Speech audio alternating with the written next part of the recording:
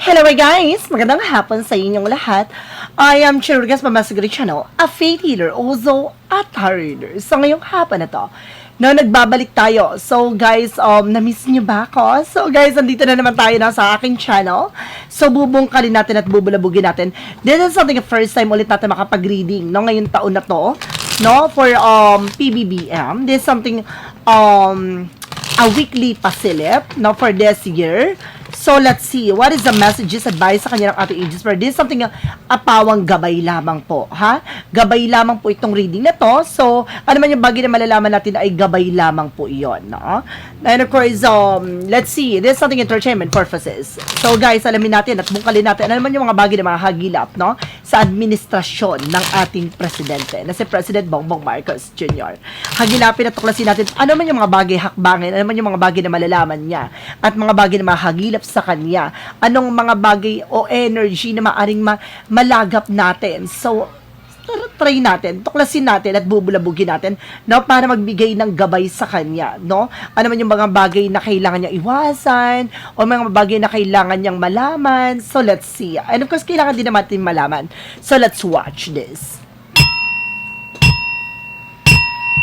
Angels Spirit, please give me information po. Ano kayong sabihin ng ating mga gabay? Angel Spirit, please give me information po. Angel Spirit, please give me information.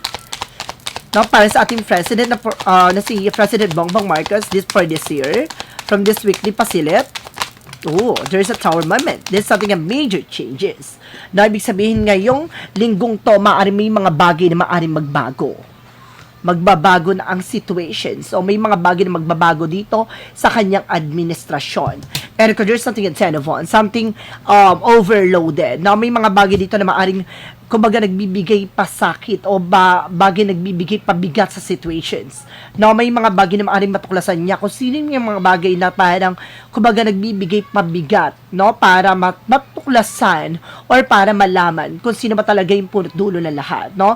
Kumbaga, meron pa sa paligid na nagbibigay pabigat. So, ibig sabihin dyan, no, merong parang humaharang o humakadang para malutas or malaman lahat. Oy, spicy. Additional messages. And there's something a Six of Wands for victory. So, definitely magtatagumpay. Na may mga bagay na maaring malantad. Na may mga bagay talaga maaring ipakita or maaring malaman, no? Additional messages. And there's a magician for manifestation with the power of God. Lahat ng mga bagay na to ay maaaring mangyari, no? Talagang may mga bagay din na maaaring ma-manifest, no? Let's see, additional messages. There's something, guys, with the Two of Cups. Now, there's a partnership. Na merong bagay na maaaring mabuo dito with a partnership, no? Let's see, clarify ko pa siya, no? May mga bagay pa tayong kailangan i-clarify. With the Four of Swords, something rest. So, kailangan din na pahinga. No, kailangan ng sapat na pahinga ng ating president. Na nag-over-fatigue siya. So, what is the Tower moment? The Tower moment, ito na yung clarification, guys, ha? The Tower moment represent with the world, no? May mga bagay na maaaring magbago, no, sa ating administrasyon o sa maaaring sa ating bansa with the Tower moment, something home. No, and there's the world. No, dahil mayroon ditong international na maaari. Ayun nga, no, may pupunta talaga dito. Magkakaroon ng visit for Asian, diba? So, let's see. What is the Ten of Wands?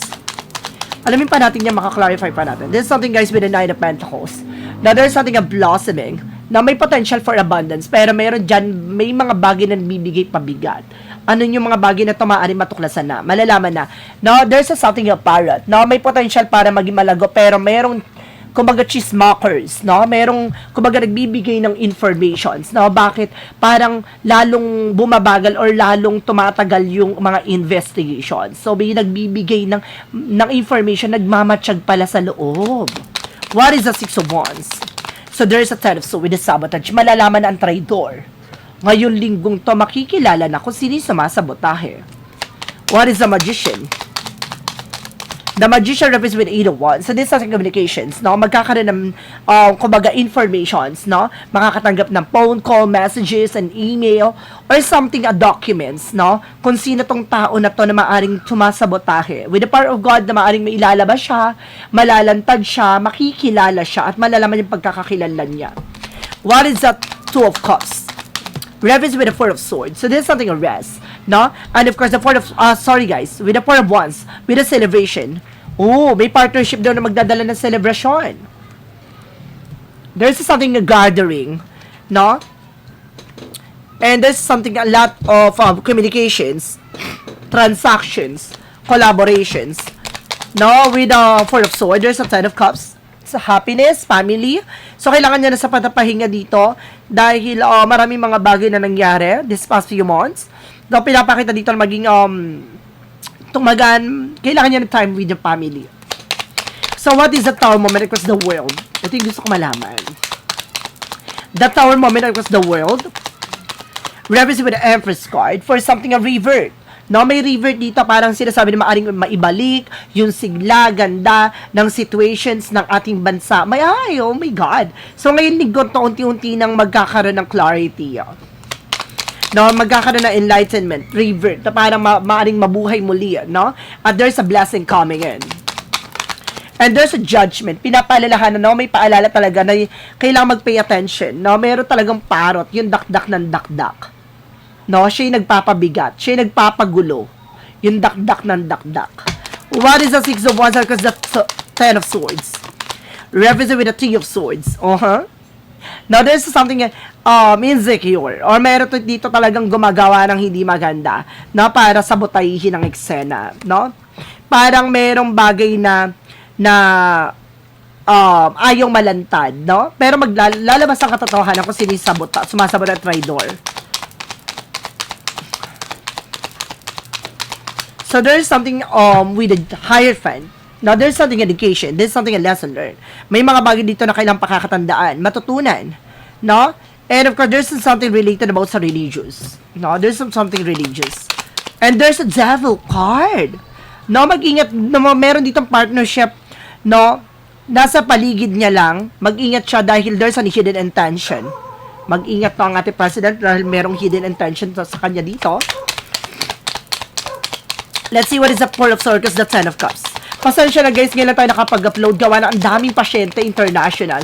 No, kasi may mga kumuha ng protection sa bahay, protection sa sarili nila, at the same time, no, nagpapa-cleansing. So, maraming ganap talaga this past few weeks, no? And there's an Eight of Pentacles. There's something yung focus. No, mag-focus. O, nakafocus siya ngayon about sa negosyo or trabaho niya. Wala, siguro I feel something na about dito sa ginagawa niya, nakafocus siya dito. Let's see. Wait lang guys.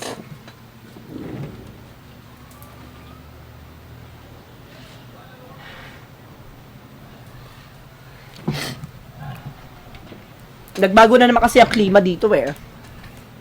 Sobrang lamig no sa Pilipinas, grabe. Iba yung lamig eh. For the outcome, so there's a Knight of Wands for slow and steady. No, manatiling kalmado. No, wag agresibo.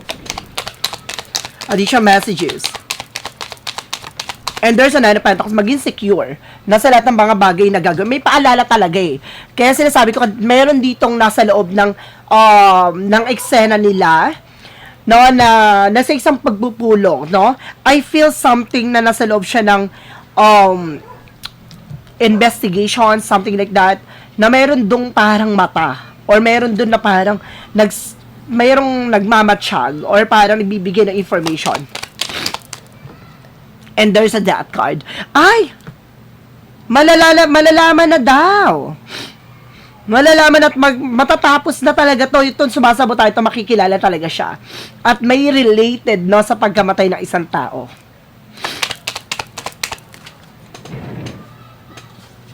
Now, there's something, a Three of Cups. Oh, tatlong babae. No, na maaring, kumbaga, lumabas dito. No? May tatlong babae talaga na maaring lumabas dito. There's something related about sa religious. Let's see what is additional messages. And there's something with the Two of Wands. May choices. No? Piliin niya yung mga tao pagkakatiwalaan niya. Na meron talagang lason sa eksena na to. Nasa paligid niya lang. And there's a Queen of Wands. May confident. No? Lakasan ng loob, lakasan ng pakiramdam ng ating president. No, babae siya na maaring nagmamatsyag. At the same time, may babae din dito talaga na maaring related, no? From the situations. No, parang mayroong tinatago. No, na parang information na parang hindi malanta, ganon. So, let's see. Additional messages tayo. Ano man yung mga bagay na mahaginapan natin? Nasa ating president. Spicy. So, magkakaroon tayo, guys, ng extended reading, no? At the same time, parang clarification. So, ano ba talaga nangyari, no? Para kay Cabral. Now, I feel something na kailangan natin na magkaroon ng additional doon. Additional gabay. Ano ba yung parang ongoing na investigation? Ano ba talaga yung mangyayari behind the scenes? Ganon. Tuklasin natin yan, alamin natin. Pero ngayon, tuklasin natin naman yung mga bagay na mahaginapan natin sa administrasyon ng ating president. Now, there's a Six of Cups. There's something of a family-related na babae, no? Na merong informasyon na malalaman tungkol sa kanya. No? May mga bagay na maaring malaman no, tungkol sa tao na to. No? And there's a justice card, no? And there's something a justice. Makukuha yung balance and justice will be served. No? May tungkol about sa legal matter. There's a cases, no? Nakakaharapin nito. Na itong family-related na ating president. It's either pinsan niya or kapatid niya. And there's a Wheel of Fortune with returning back. No, iikot ang kapalaran. No, ito na, sa kanya na yung bola. No, sa kanya natatama yung bola. No, ngayon linggo to maaring sa kanya tamaman bola, sa mga susunod na eksena sa kanya tatama ng bola, ganon. Additional messages. And if there's something with the Two of Swords, there's something indecision. Nagkakaroon ng indecision, kailangan niya maging balanse. No, nagkakaroon siya ng alinlangan, pero kailangan niyang maging balance, no? There's an effort, just being mature enough and being grounded. Dapat alam niya yung positions niya, alam niya yung gagawin niya, na kailangan na huwag siya didepende sa ibang tao, or huwag siya didepende sa isang bagay. So, kailangan niyang i-assure na yung bagay na yon is something legit, something na mayroong may basihan talaga, ganon. And there's a proof of evidence. Additional messages. And there's a Three of Wands. Awaiting for result with the worship. Mayroong resulta na lalabas na. Lalabas na ang resulta. Ano man yung mga bagay na hinihintay nila, ngayong linggong to lalabas na. So, ano man yung mga bagay, may tinatanong sila kung ngayon 2026 ba mapapatalsik daw ba si BBBM. Diba? Ayun yung gusto malaman ng ating mga viewers. There's the Moon. There's a Seven of Pentacles. And there's a High Priestess. So, there's a High Priestess na may mga hidden agenda tungkol sa kanya. There's a mystery. May lihim na ibig sabihin dito, may balak na hindi maganda tungkol sa ating president. But there's something revelation. Pero marireveal siya. Hindi matutuloy yung balak nila. No, there's a Nine of Cups and there's a Seven of Pentacles. Kasi matutuloy yung mga pangarap ng ating president. No? At yung mga bagay na kanyang ginawa, aanihin niya to. No? No, lahat ng bagay na kanyang pinagpaguran, lahat ng bagay na to may kaakibat na harvest time, hard work is paying off. No, may kabayaran yon. So, ibig sabihin dito, hindi mapapantalsik, pero may plano ang kabilang kampo. Ganon. Kumbaga may plano kumbaga kalaban ng ating PBBM dito. No, merong taong nagbabalak para mapatalsik siya, gumagawa ng eksena, or gagawa ng issue. So, let's see, additional messages. Ano man yung mga bagay na dapat malaman ng ating president? Now, there's something the Lovers. No, there's something the Lovers and the Knight of Swords. Meron dito mag-asawa na i-stress na. No? And of course, there's something the Knight of Swords. Bibilisan ang big investigation. Dahil baka itong mag-asawa na to ay maaaring mag-look na, magsalita na. Di ba tulad na sinabi ko last year, no, 2095, na itong mag-asawa na to, magsasalita to. No, ano kayong magiging ano ta? There's a need of something moving forward, no? Kumbaga gusto na nilang makaalis sa situations. Gusto na nilang matapos to. Oh my God. And there's a star card for something recover and healing. So, maaaring makaka-recover na. So, matatapos na, matututuldo ka na nila to. No? Maaaring, kumbaga, gagaang ang kanilang sentensya dito. Dahil, kumbaga, lalabasan nila yung ledger na yon. So, lahat ng bagay na yon, kumbaga, sasabihin na nila buong katotohanan. Wala na sila itatago dito. Ganon. Kumbaga, hindi na sila matatakot. Ganon ba? Alamin na natin nga. And there's a Knight of Cups. Kasi, there's a Knight of Cups. May offer sila, no? Kumbaga, meron kasi nagmamatsyag sa kanila. No, alam nila na, kumbaga, some of the, kumbaga, sa mga ilang araw, mga lumipas na araw dito, parang feeling nila, hindi sila safe sa eksena. Kaya, kumbaga, ngayon pala magsasalita na sila. No, mayroon ditong apology na maaaring mangyari. And there's a King of Swords, no? Pero meron ditong lalaki na puputulin, no? Ibig sabihin may balak na sila magsalita, pero meron dito, kumbaga balak na putulin, no, yung plano nitong mag-asawa na to. Kaya kailangan, no, kapag itong mag-asawa na to magsasalita na, ibig sabihin dito, i-secure nila. Dahil may lalaki dito magtitake ng action para matahimikin sila. Mag-ingat. So, let's see, guys. Additional messages with an angel spirit. And there's a Seven of Cups. No? Meron ditong bagay na parang ino-offer, pero parang magulo. No? Parang, kumbaga, naguguluhan or may mga bagay ditong offer na hindi matanggap, no, ng mga tao sa paligid niya. And there's a Seven of Wands, sa nangyayari dito sa paligid.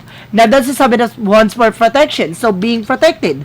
No? Ano man yung bagay nito ay parang ginugulo nga, no? Yung investigation, ginugulo yung eksena kasi hindi nila matanggap na protektado ang ating president. No? Ano man yung bagay na kanilang binabato sa ating president, hindi talaga natitinag at hindi talaga nabubuwag. You know why? This is something spiritual guidance. No? Ginagawa kasi ito about spirituality. So, hindi talaga siya basta-basta mapapabagsak.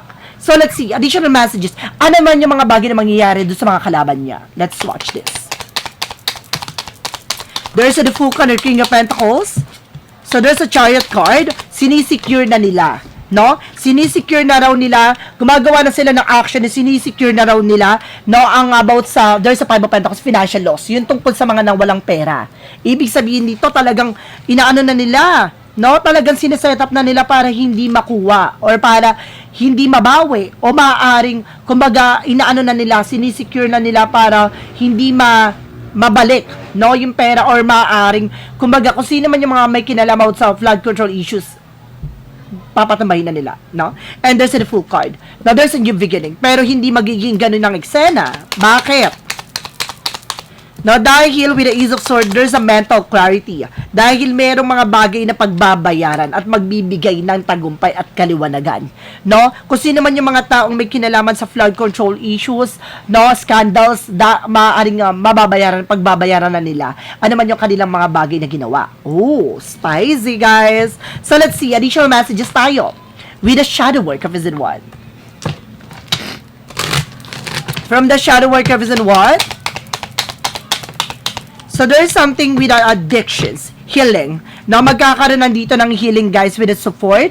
No, pinapakita dito na mayroong mga bagay dito na nagdala ng negative, no, sa situations na to na maaaring matapos na. No, maaaring magkaroon na ng healing.